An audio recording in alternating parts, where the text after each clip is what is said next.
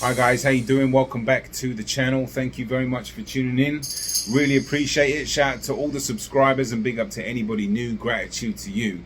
Let's talk about Subriel Matias. I made a video just recently about Liam Paro and I was giving him a lot of praise and spoke about his game plan and his mental toughness and his execution, and I gave him all the credit which he deserved. I didn't talk about his holding and his rabbit punches, which I'll get onto it a little bit later, because that was pushing the dark arts to the limit. But at the end of the day, the main part of this video is obviously, look, the thumbnail is like, Subriel Matias doesn't have a game plan, and he confessed to that. I think we all saw that post-fight, and that was alarming. What was your game plan coming into this fight, and how do you feel you executed it?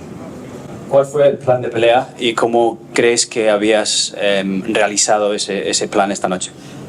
Realmente yo en lo personal no tengo plan. Mi plan es el mismo, acabar a mis oponentes. ¿Sabes? Yo tengo una esquina, pero al final ellos me dicen, como me ven terco, que sea lo que tú quieras, porque imagínate, ellos tratan de enderezarme, pero al final yo soy el que está peleando.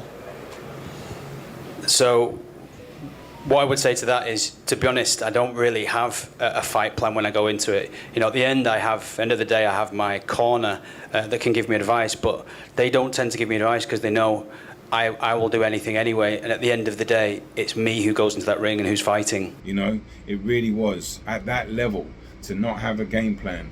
I mean, to be honest with you, you deserve to lose. Really, it's kind of almost borderline disrespectful to the sport, to be honest. And I've made loads of videos about Matias. I absolutely adore his fighting style. I'm going to continue to make plenty of videos about him because I do truly believe that he has got the stuff to come back. But I'm going to talk about that a little bit later, because it's like coming back as well. It just depends on what he's going to be able to get himself up for at this stage. How many times can you go to the well when you are a pressure fighter like that? It takes a lot out of you.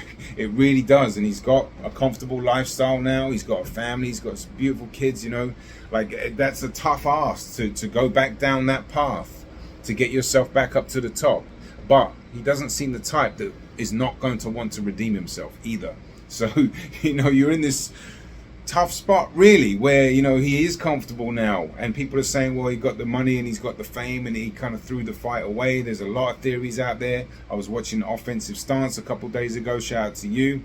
He was talking about how he knew people that mentioned that Matias was in the club. I will leave the link to that so you can watch the video yourself and go through it yourself towards the back end of that video. I'll leave the link up here or in the description box. But that is an interesting watch, because it's important that you watch it yourself so you can understand all the facts about what he's saying, So, but when you piece everything together, right, how the build-up went, the distractions, the pressure, the feel, and like, I didn't pick up on it until after. I think maybe some people did, but when you look at it in hindsight, you're like, something was wrong.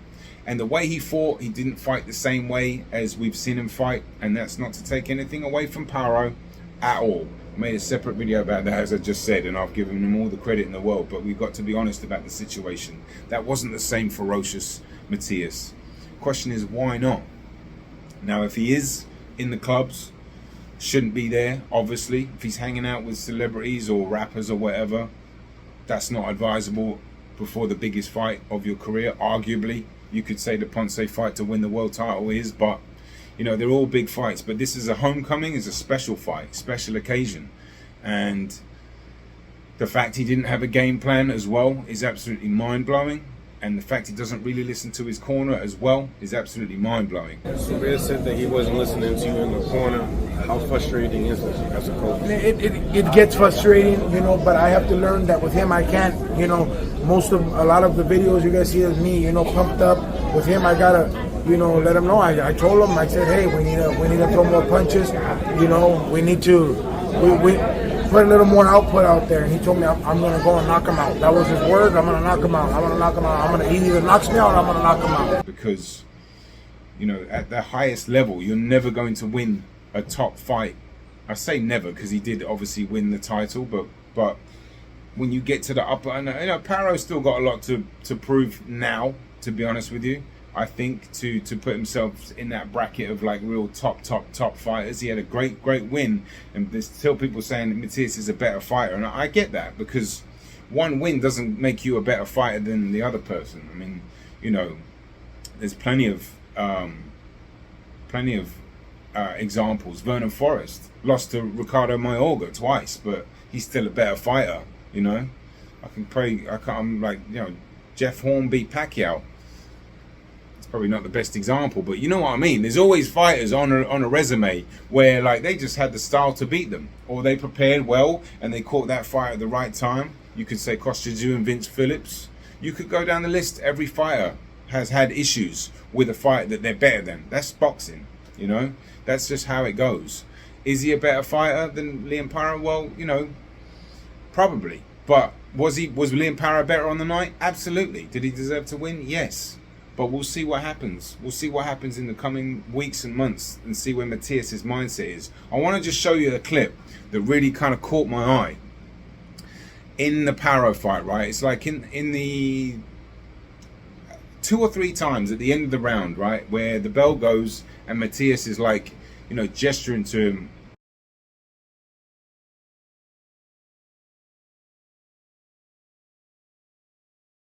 Trying to tap his gloves, and then even give him like almost like a mini hug. I mean, when have you ever seen Matias do that? Now that might not seem a lot to most people, and that's fine, but I'll show you clips of when he was fighting Ponce.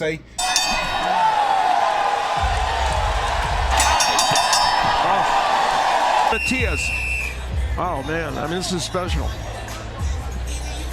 Jukembayev. Final moments of the third. The action is picking up. Unbelievable stuff here.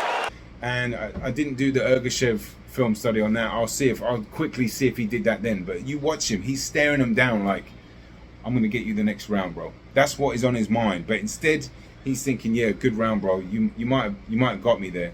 And it reminded me of a clip from HBO when Danny Garcia fought Amir Khan, and he was getting lit up in the first couple of rounds. And this isn't the best example because Garcia went on to win, but isolate the section for a second, right?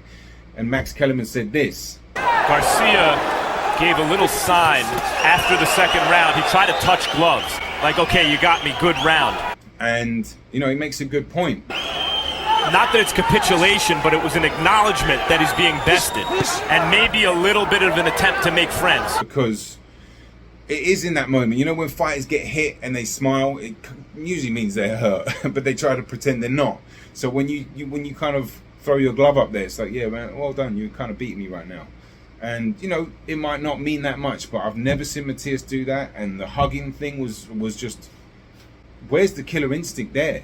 Where's the trying to fight in the clinches when it was happening? Where's the letting your hands go? And I actually tallied up his punches per round for the last 5 fights. It ended up being roughly around 77 to 80, something like that. But, you know, this past fight, he only threw like a handful of punches, so the data's a bit off, but it's roughly about 80 punches a round, and this one was about 50 or 60, you know. But even if you don't count the number of punches, it was just the intensity, the way he was cutting Malik Hawkins off. I talked about Matias' athleticism in the film study.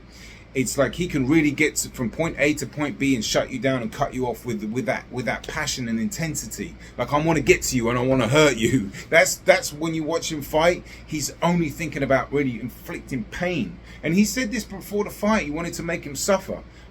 I believed him, you know. But where was that? Where was that intensity to try to make somebody suffer? It didn't show up in the fight. And the athleticism didn't show up in the fight. The little spring in his step didn't show up in the fight.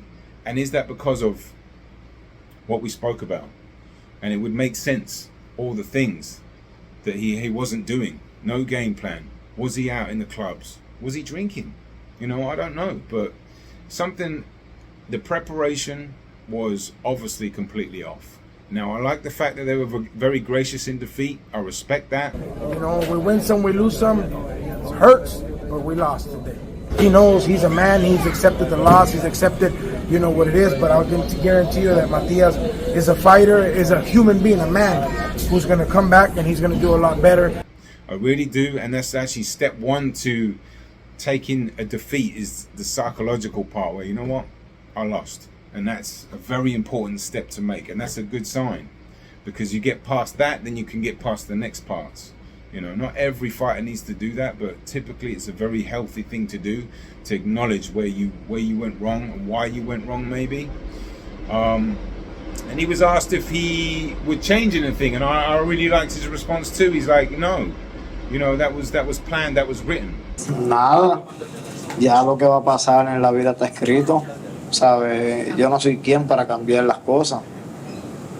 I wouldn't change anything, you know, all things are written and planned in life. You know, I'm nobody to be able to change that. And that's like a kind of a spiritual answer. I like that, you know. He's like, who am I to change it? You know, so, you know, it was an interesting response. It was an interesting post-fight review. He was obviously dejected. He said he was humiliated. But I couldn't I couldn't not think about how he just felt relieved how he's not fighting at the moment. You know, not fighting as in like, I wonder if he's really like in the headspace of like, man, I don't want to go back down that dark path. I don't want to go to do these training camps. Like being a pressure fighter like that, it's a different ball game altogether. Camp, pre-camp, the mentality he's got an elite mentality, but to get that elite mentality, you've got to maintain it, and to maintain it is quite hard work, especially when you've got money in the bank, and especially how you're doing a lot better now. You've got this little status. I mean, Marvin Hagler said it right, you know, how you know, many times can you get yourself up at 5 a.m. when you're wearing silk pajamas, something of that note. And I'm not saying he's making the same money as Hagler, but he's doing well, and it's great to see. But can we get another run out of Subriel Matias? I would love to see it, and I'm thinking he's going to do it, to be honest with you. But a lot will depend in his body language in the next few months, you know, because when you sit down, you take time, you talk to your family, you feel, wow, man, because he's already redeemed himself with the Nanyang win, right? But can he do that again at the highest level? Can he win a world title again? Does he want to? Big questions, you know. It's going to be a really interesting few months for him. I wish him well. I think he can. I really do.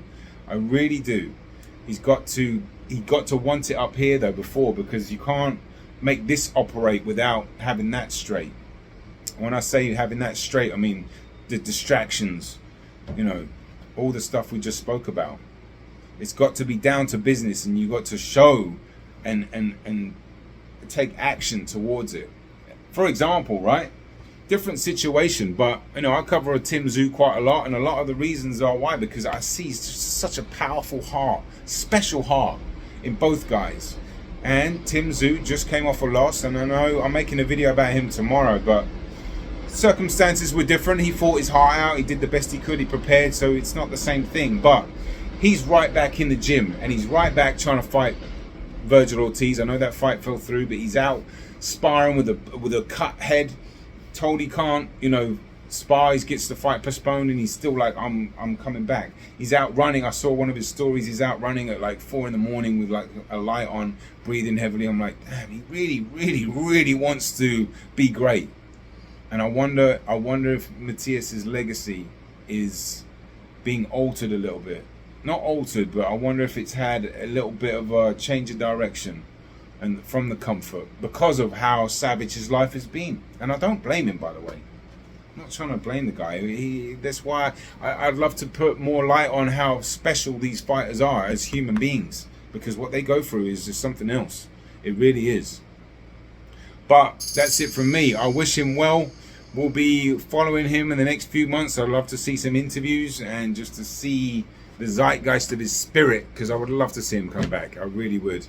Let me know your thoughts in the comments, guys. Let me know if I've missed something. Maybe I did. I usually do. I watch them back and I'm like, damn it, I should have said that. Anyway, have a wonderful week. Peace and love. I'm out.